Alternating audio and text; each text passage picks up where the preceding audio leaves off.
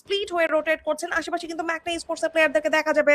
Garrison এই মুহূর্তে পুরোপুরি ফাঁকা রয়েছে। অন্যদিকে ভ্যামোস এই মুহূর্তে তারা এলিমিনেট করতে চায় ইএমএক্স ভানিকে, হিটলিস্ট অ্যাক্টিভেট করে পরবর্তী সেই প্রের দিকেই কিন্তু এগিয়ে যাচ্ছেন। তারা হান্ট করছেন এই জায়গাটিতে একের পর এক স্কোয়াডের প্লেয়ারগুলোকে। 4টি এলিমিনেশন রয়েছে, আর্সেনাল থেকে লুট করবেন। আশেপাশে কিন্তু রয়েছে প্লেয়ারটি, স্পট করার প্রয়াস করছেন তারা। প্লেয়ারটিকে স্পট করলেই কিন্তু তারা আসলে এই জায়গাটি থেকে এলিমিনেশনটিকে তুলে নেবেন।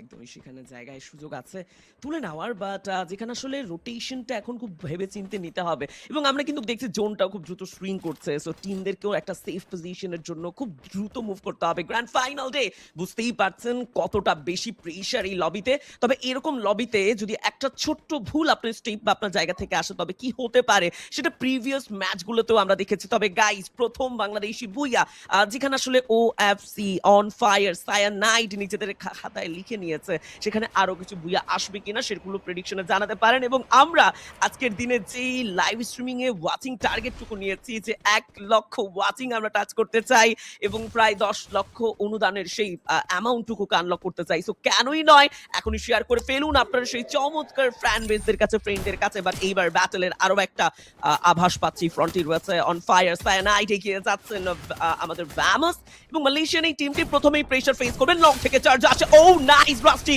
আর একটা স্নাইপার শট যাবে কিনা সেই দিকে দেখা যাক। তবে হ্যাঁ, সেখানে এনসিড কেউ কিন্তু প্রপারলি ডাউন করার একটা সুযোগ পেয়েছে। গডসেন্ড অলরেডি বিদায় নিয়েছেন। লাস্ট টু অ্যাথলেট রাস্টি আর টেনিসন দুজন মিলে যেন এবার টিমকে প্রতিনিধিত্ব করতে হবে। লং থেকে এই স্নাইপার সাপোর্টটুকু বিমস কি আদৌ এন্ট্রি নেবেন কিনা সেই ব্যাটেলটুকুতে। তবে নুসরাত আপা, আমার মনে হয় অন ফায়ার, সায়ানাইড একেবারে ধসে যায়নি, অন্তত দুটো টিমই পেছনে ফিরছে। সো এই জায়গায় নতুন ভাবে আবারও সুযোগ আছে নিজেদেরকে তৈরি করে নেওয়ার। একদম রেড হক্স ফাইট করছে, রাফটেড রিদম স্ট্রো করা হয়েছে রেড হক্সকে উদ্দেশ্য করে। ইএমএক্স কালহারি তো প্রেশারাইজ করেছিল রেড হক্সকে। শর্ট রেঞ্জে কিন্তু যাচ্ছেন ইএমএক্স এর প্লেয়াররা, দূর থেকে ভালোভাবেই চার্জ করছেন উইল। শর্ট রেঞ্জে ড্যামেজ চার্জ করার জন্য প্রস্তুত। বেশ কিছু ট্রাবল এই জায়গাতে থ্রো করেছে রাহাত, চেষ্টা করছে ভানিকে তুলে নেওয়ার। রাহাত ড্যামেজ দিচ্ছে না এই জায়গাতে, ভানি অনেকটা এইচপি লো করে দিয়েছিল রাহাতের। বাট কুট্টোসের কি দারুণ সাপোর্ট এন্ড ব্লেড পেছন থেকে কিন্তু রাভেসকে করছেন টার্গেট। ড্যামেজ দিয়েছিলেন রাভেসকে, বাট পয়েন্ট ব্ল্যাক রেঞ্জের রাভেজের M590 ভারী পড়েছে এই জায়গাটিতে ব্লেডের কাছে। বাট রাহাত ওখানে রয়েছে, রাহাত কি আছে, রাহাতের triple elimination. Wow, EMX eliminated at #9. Perfect coordination, Red Hawks. We believe in domination. Wow, we believe in domination আরো একবার প্রমাণ করেছে এই মহামঞ্চে টিম রেড হক্স। আজকের দিনে আরো একটা দুর্দান্ত স্টার্টিং যেন আমরা দেখলাম তৃতীয় ম্যাচে। তবে লং থেকে আরো একটা শট আসবে এই মুহূর্তে।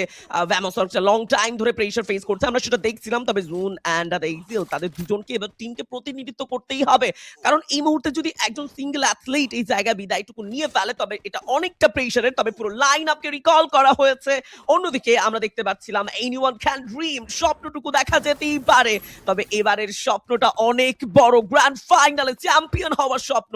But I think like anyone can dream তারা কিছুটা স্লো স্টার্ট করতে চাইবে এই মিড রেঞ্জে এসে। কারণ দেখুন, নুসরাত আপু 6টি এলিমিনেশন